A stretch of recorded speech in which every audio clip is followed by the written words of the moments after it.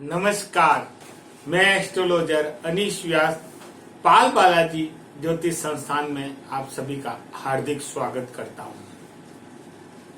आज का विषय है केतु का राशि परिवर्तन।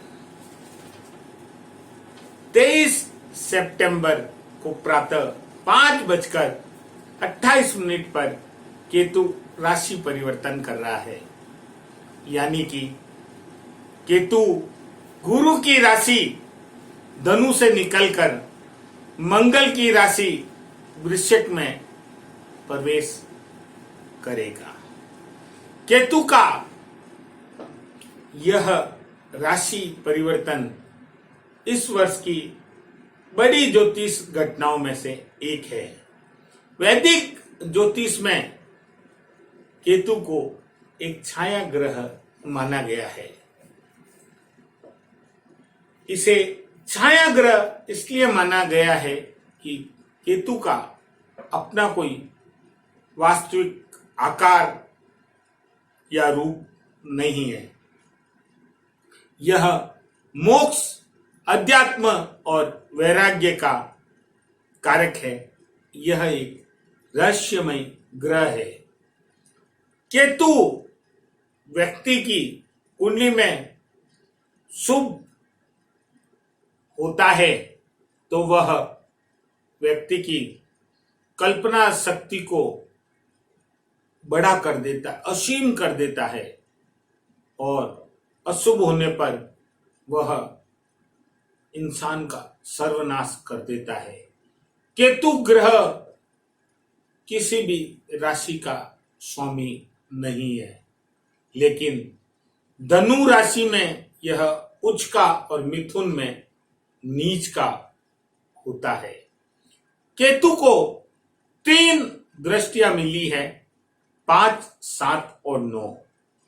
केतु की महादशा 7 वर्ष की होती है और केतु का 23 सितंबर 2020 को गुरु की धनु राशि से निकलकर मंगल की वृश्चिक राशि में परिवर्तन करना, यह ज्योतिष में बहुत बड़ी घटना है।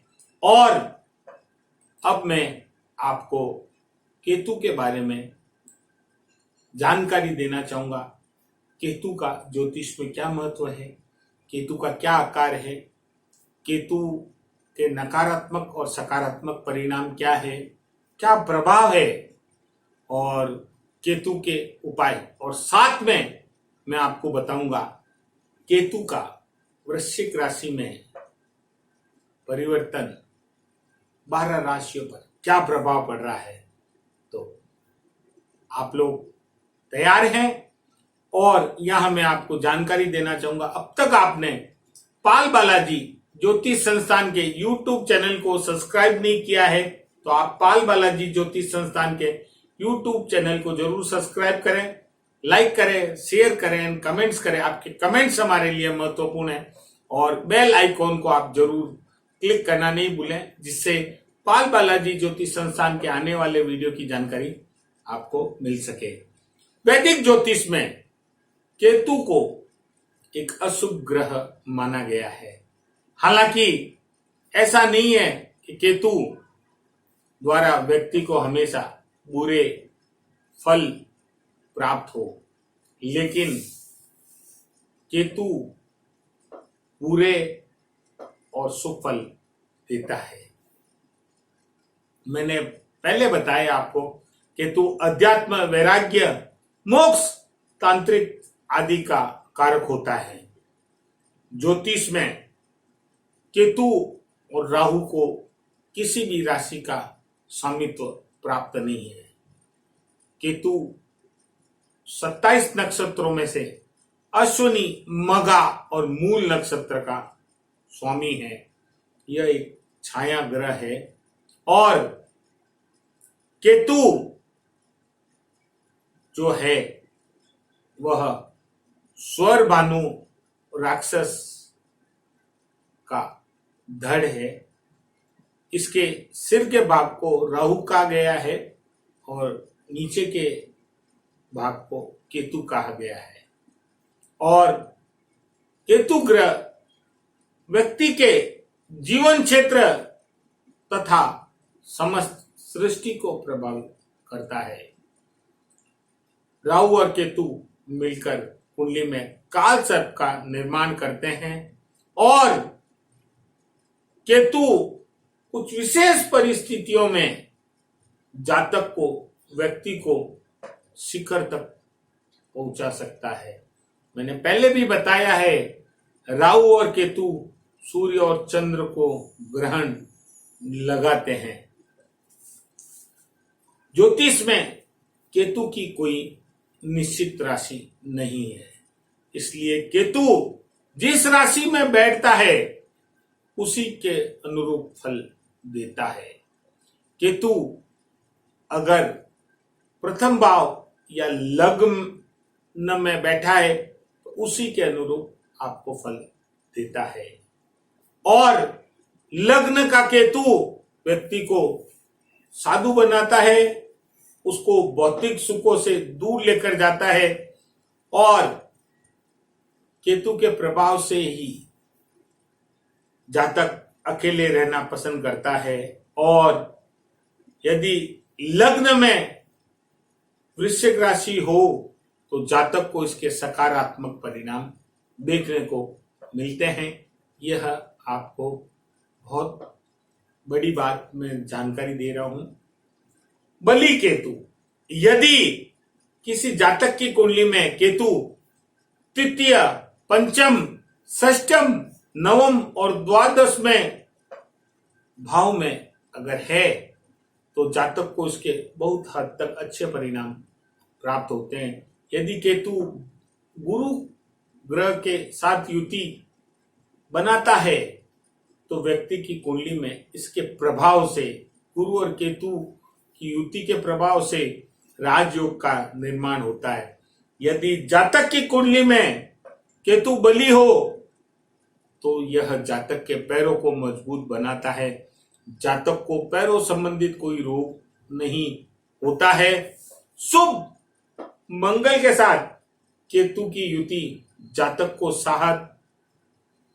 साहसी और साहस, निडर, बलवान बनाता है। और केतु के रोग मैं आपको विशेष तौर पे बताना चाहूंगा। पैर, कान, यानी कान से संबंधित कोई रोग, रीढ़ की हड्डी, घुटने, किडनी, लिंग, जोड़ों के दर्द आदि रोग केतु के कारण कुंडली में देखने को मिलते हैं। और केतु का जो कार्य क्षेत्र है, समाज सेवा, धर्म, आध्यात्मिक जुड़े सभी कार्य ज्योतिष में केतु ग्रह के द्वारा दर्शाए गए हैं। उत्पाद, केतु कौन कौन से उत्पाद को दिखाता है, समझाता है। केतु से संबंधित जो उत्पाद हैं वह है काले रंग, पुष्प, काला कंबल, काले तिल, लहसुनिया, पत्थर आदि। और पशु पक्षी यानी जहरीले जीव, काले भूरे रंग के पशु पक्षियों को केतु और राहु के द्वारा माना गया है। जड़ी अश्वगंधा की जड़, रत्न लहसुनिया, रुद्राक्ष, नौमुखी रुद्राक्ष, यंत्र केतु यंत्र, रंग भूरा। और केतु का मंत्र है ओम केम केतवे नमः, ओम केम केतवे नमः। अगर आप देखेंगे तो धार्मिक महत्व केतु का क्या है वह मैं आपको बता रहा हूं। केतु का खुद का कोई वास्तविक रूप आकार नहीं है। पौराणिक कथाओं के अनुसार जब समुद्र मंथन चल रहा था और स्वर भानु नामक असुर ने वेश बदलकर अमृत की कुछ बूंदें पीली, तब चंद्रमा और सूर्य ने भगवान विष्णु जो मोहिनी रूप धरे थे उनको बता दिया और सुदर्शन चक्र से उन्होंने स्वर भानु नामक राक्षस का धड़ अलग कर दिया और वह दो भागों में बट गया। राहु जो है वह सिर कहलाया और धड़ केतु कहलाया। यह केतु की उत्पत्ति है। और केतु जब खराब होता है तो उसकी क्या लक्षण होता है, कैसे केतु खराब होता है? अपने पूर्वजों का मजाक उड़ाना, अच्छे से साथ कर्म नहीं करना, घर परिवार में कलेश करना और घर परिवार के सदस्यों को झूठा बोलना, भगवान का अपमान करना, उनका मजाक उड़ाना और तंत्र मंत्र जादू टोना आदि में विश्वास करना, संतान के साथ अच्छा व्यवहार नहीं करना। अब अगर केतु खराब हो तो उसकी क्या निशानी होती है, क्या लक्षण होते हैं, वह भी आप नोट कर लें। मंगल के साथ अगर केतु बैठा है तो यह बहुत खराब माना गया है। चंद्रमा के साथ अगर केतु बैठा है तो चंद्र ग्रहण दोष होता है। और जैसे पैर, कान, रीढ़, घुटने, लिंग, किडनी आदि रोग, ये सब जब केतु खराब होता है तभी होते हैं। मन में हमेशा किसी न किसी अनहोनी की आशंका बने रहना, ये भी केतु जब कुंडली में खराब होता है तो लक्षण होते हैं। नींद से नींद में चमकना यानी नींद से चमक कर उठना और नींद कुत्ते जैसी होना, मतलब जगना और सोना दोनों बराबर। और व्यक्ति भूत प्रेत, तंत्र मंत्र, जादू टोना में विश्वास करना। अब कुछ इसकी और बीमारियां हैं जो मैं आपको बताना चाहूंगा। मूत्र रोग यानी पेशाब से संबंधित बीमारी, संतान उत्पत्ति में रुकावट, सिर के बाल झड़ना, शरीर की नसों को कमजोर होना, कान खराब होना, सुनने की क्षमता में कमी आना और घुटना खराब होना। अब मैं आपको जो कुछ इंपॉर्टेंट चीजें बताऊंगा वो आप जरूर ध्यान रखें। जातक की कुंडली में 12 भाव होते हैं और 12 भाव में अगर केतु होता है तो क्या होता है ये आप नोट कर लें, ये आपके लिए बहुत इंपॉर्टेंट है। और अब तक आपने पाल बालाजी ज्योतिष संस्थान के यूट्यूब चैनल को सब्सक्राइब नहीं किया है तो आप सब्सक्राइब करें, लाइक करें एंड शेयर करें और कमेंट्स करें। आपके कमेंट्स हमारे लिए महत्वपूर्ण है। और बेल आइकॉन के निशान को आप जरूर क्लिक करें जिससे हमारे नए आने वाले वीडियो की जानकारी आपको मिल सके। अब मैं बता रहा हूं केतु अगर 12 भाव में बैठा है तो क्या होता है, एक एक भाव का बता रहा हूं। प्रथम भाव में अगर केतु है तो जातक चंचल, भीरू, दुराचारी होता है। और अगर इसके साथ में यदि वृश्चिक राशि है तो सुख कारक, धनी और परिश्रमी होता है। द्वितीय भाव में अगर केतु है तो जातक विरोधी होता है। तृतीय भाव में केतु है तो जातक चंचल, वात रोगी और व्यर्थवादी होता है। चतुर्थ भाव में है तो वाचाल और निरुत्साही होता है। पंचम भाव में है तो कुबुद्धि और वात रोगी होता है। षष्ठम भाव में है तो विकारु, मितव्ययी, झगड़ालू होता है। सप्तम भाव में है तो मन बुद्धि और शत्रु से डरने वाला, सुखहीन होता है। अष्टम भाव में है तो तेजहीन, स्त्री द्वेषी एवं चालाक होता है। नवम भाव में है तो सुखाभिलाषी होता है, अपयशी होता है। दसम भाव में है तो पितृ के विरुद्ध होता है, पिता के विरुद्ध होता है, भाग्यहीन होता है। एकादश भाव में है तो हर प्रकार से केतु लाभदायक होता है, भाग्यवान, विद्वान, उत्तम गुणों वाला, तेजस्वी होता है, लेकिन उसे पेट संबंधित रोग होते हैं।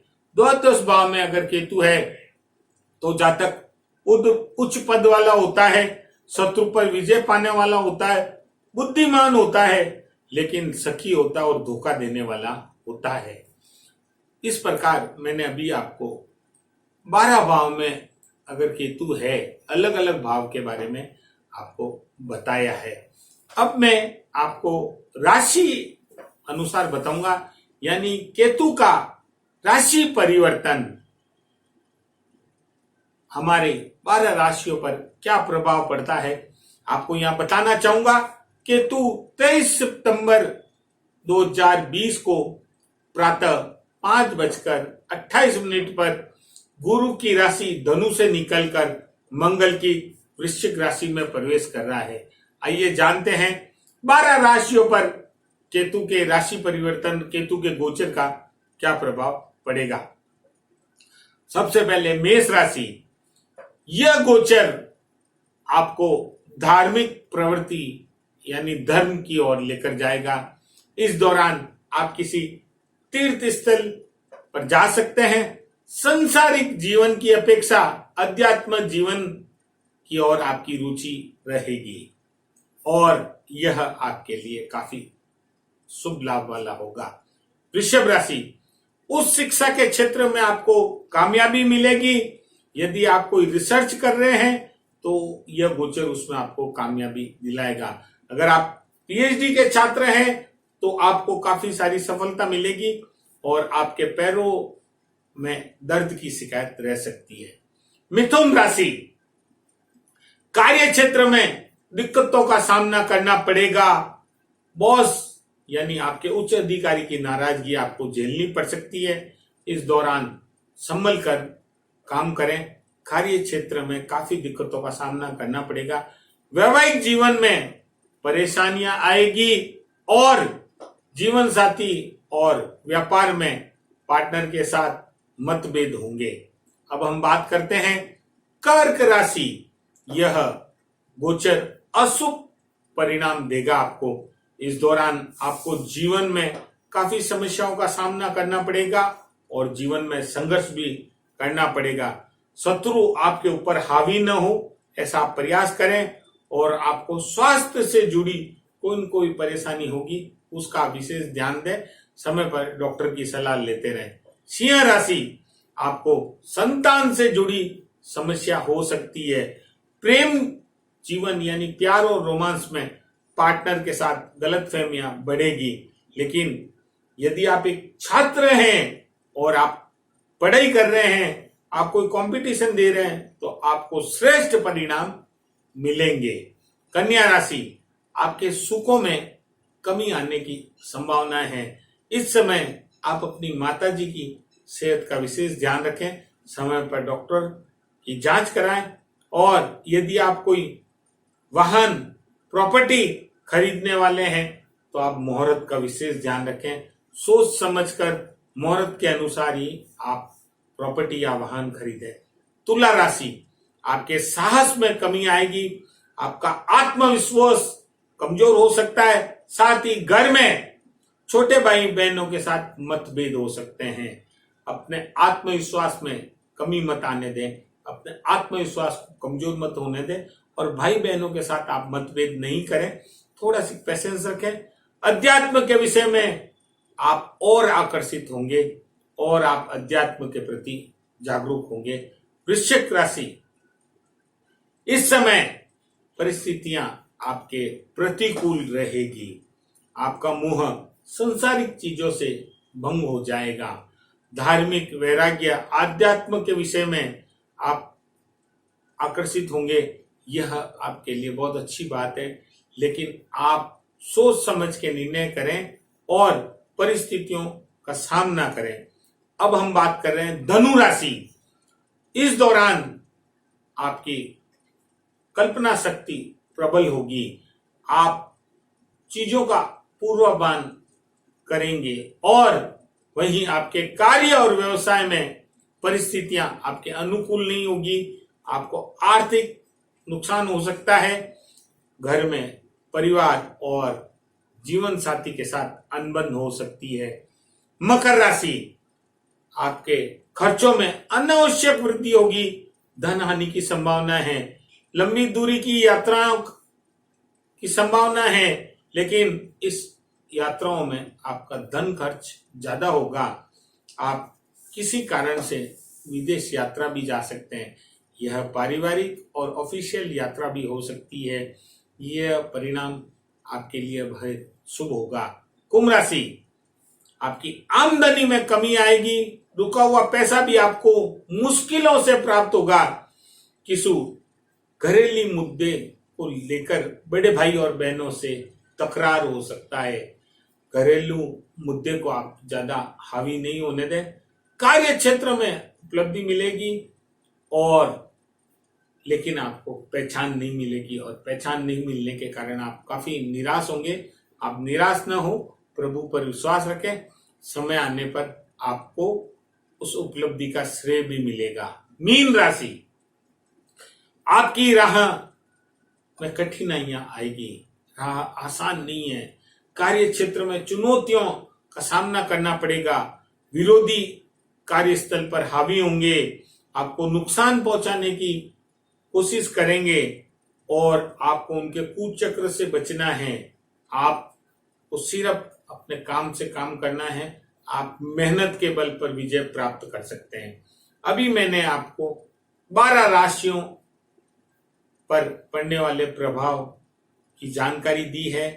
मैं यहाँ आप सबको बताना चाहूंगा, ईश्वर की आराधना संपूर्ण दोषों को नष्ट करती है, दूर करती है।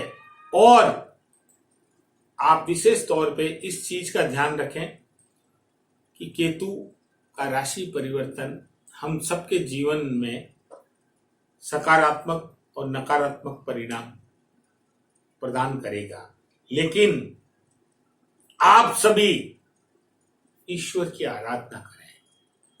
केतु के अशुभ प्रभाव से बचने के सरल उपाय अब मैं आपको बता रहा हूं। हनुमान जी या दुर्गा जी की आराधना करें। कान छिदवाएं, यानी कान में आप कुछ पहन सकते हैं। अगर आप कान नहीं छिदवा सकते तो कान में कुछ नहीं पहनना चाहते हैं तो कान में एक आप लकड़ी का हल्का सी पतला सी गोचा भी पहन सकते हैं, जिसे डंडी बोलते हैं, पतली सी। और संतान को केतु माना गया है, इसलिए आप अपने संतान यानी पुत्र पुत्री से संबंध अच्छे रखें। भगवान श्री गणेश की आराधना करें और 2 रंग वाले कुत्ते को आप रोटी जरूर खिलाएं, और हो सके तो आप कुत्ते को पालें। कुत्ते को केतु के रूप में माना गया है। तिल और जौ आप किसी भी हनुमान मंदिर में दान करें, और सोते समय अपने सिर के पास किसी भी जल में, किसी भी पात्र में जल भरकर आप रख लें, या जल का पात्र अपने पास रख लें और सुबह किसी पेड़ में डाल दें। यह प्रयोग आप कम से कम 1 महीने तक करें। और पक्षियों को आप बाजरा खिलाएं, और चींटियों के भोजन की व्यवस्था, यानी आप चींटियों को दाना डालें। मैंने अभी आपको केतु को शुभ करने के उपाय बताए। और आप सभी संकट मोचन श्री राम की आराधना करें, और संकट मोचन श्री राम भक्त हनुमान आपकी सभी समस्याओं को दूर करते हैं। इसलिए आप संकट मोचन श्री राम भक्त हनुमान जी की आराधना करें। यहाँ मैं आपको एक और विशेष जानकारी देना चाहूंगा। ईश्वर की आराधना संपूर्ण दोषों को नष्ट करती है, दूर करती है। आप अपने ईश्वर की आराधना जरूर करें। और केतु का यह गोचर हम सबके जीवन में सकारात्मक और नकारात्मक परिणाम लेकर आएगा, और केतु आप सबके लिए शुभ हो, ऐसी मैं भगवान से प्रार्थना करूंगा। आप सभी बाल बालाजी ज्योतिष संस्थान के YouTube चैनल को जरूर सब्सक्राइब करें, लाइक करें एंड शेयर करें। आज इतना ही, इजाजत दीजिए अपने एस्ट्रो दोस्त अनीश व्यास को। नमस्कार।